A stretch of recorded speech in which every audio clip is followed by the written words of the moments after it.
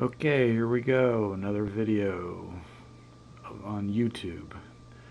The last time I was on here was a couple weeks ago. I was talking about politics in the DNC or the RNC preview. And a lot has happened in the last 2 weeks because later that day, after I recorded and uploaded the video, was when Trump was shot at his rally in Pennsylvania. So a lot of stuff has happened with that. I'll try to go over that, and I was going to do the recap of the RNC and see where we're going from there. But anyway, so we had Trump assassination attempt. We had the RNC convention. Oh, and then we have this little thing where Joe Biden decided to all of a sudden he's not going to run for president anymore, even though he was talking about he's been doing this for forever, running for re-election. All of a sudden, boom, he's dropping out. So anyway, so Trump got shot at, actually clipped his ear, and 10 minutes into his speech, I mean, everybody knows. I don't think anybody's paying attention to the news uh, by now knows what happens. I guess I don't have to recap that. Um, the fallout from that is I thought that he would change his tone a little bit, and he did for like a short period of time. I think obviously it was a having a life threatening event happen to you, that has to change you somehow, at least for a little while. Um, so I thought maybe we'd get a kinder, softer, gentler Trump, but I'm not sure we're going to get that. And here's the reason why. So he's recovering from that. Then he shows up at the RNC convention the next week. That happened on Saturday. Then on Monday, the RNC started, Monday through Thursday. Trump picked J.D. Vance, the senator from Ohio, where I live, to be his running mate, which is interesting. Um, Vance, I know a little bit about him. I didn't read his book, but I did watch the movie based on his book, Hillbilly Elegy, Hillbilly Elegy, yeah. And he's first-term senator. He just won a couple years ago against. He was going up against Tim Ryan, Democrat, and he won. Actually got Trump's endorsement, and I think that's what put him over the top as far as his Senate campaign. This was after he used to be a never Trump guy. I was talking to there's all kinds of clips out there where he's talking about I'll never vote for Donald Trump and all this good stuff. So he changed his tune, and now he's all Trump. Um, but he's an interesting guy. I don't know if I'm totally for him. I like the fact that he's from Ohio. So he's got Midwest guy. He was in the Marines. I like that. He went to Ohio State. I like that. He went to Yale and got his law degree. He's trying to, he talks about he's going to stay close to his roots. His mother was actually was on stage, and apparently she's now sober. She's been sober now for 10 years. That was part of the deal with his upbringing, is his mother was into drugs and stuff, so he had to go and be raised by his grandmother.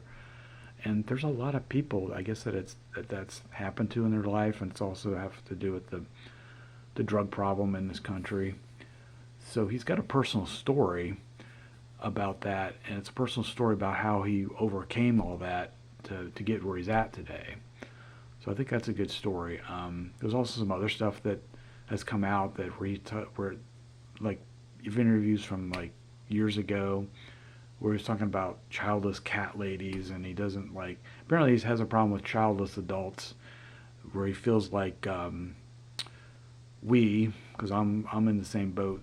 We don't have as much skin in the game, if you will, as far as the future of this country, because if you don't have kids, something like that. So I'm like, whatever. I don't want to get all into that. I do think that we need to uh, kind of dive into more of what his views on different subjects and the issues to figure out what would happen if he did become president. Because if Trump wins and he can't make it through the next 4 years, if he gets, you know, old and declining, and God forbid, you know, he would like die in office or something like that, you know, J.D. Vance is going to take over. So we got to see what kind of a president he would be.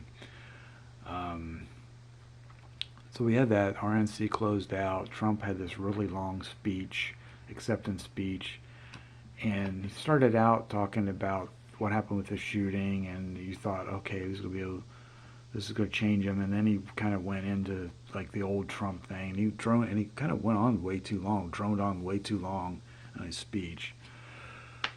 Um, so it was sort of like there was all this energy with the convention, and then he kind of like dragged it out too long. But I don't know. We'll see.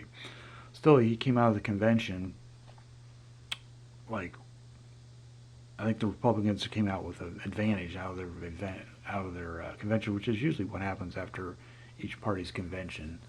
Um, so then, I guess it was last week, Joe Biden had decided he was not going to run for re-election, even though he's been doing it for like all year. All of a sudden, boom, he's not going to run for re-election.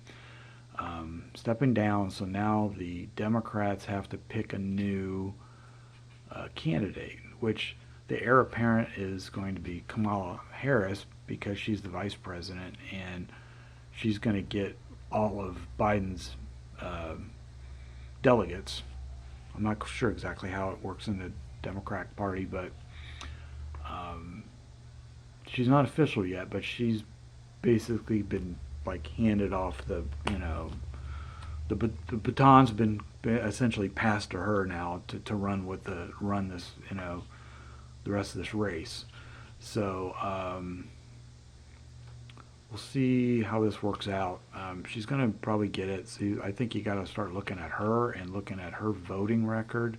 Go back to, I mean, I don't know about the California stuff that's going on with her, where she came from, but I think we should probably look at her voting record in the Senate and then see what she did as vice president to make a decision as far as like what do you think, what kind of a president she would be.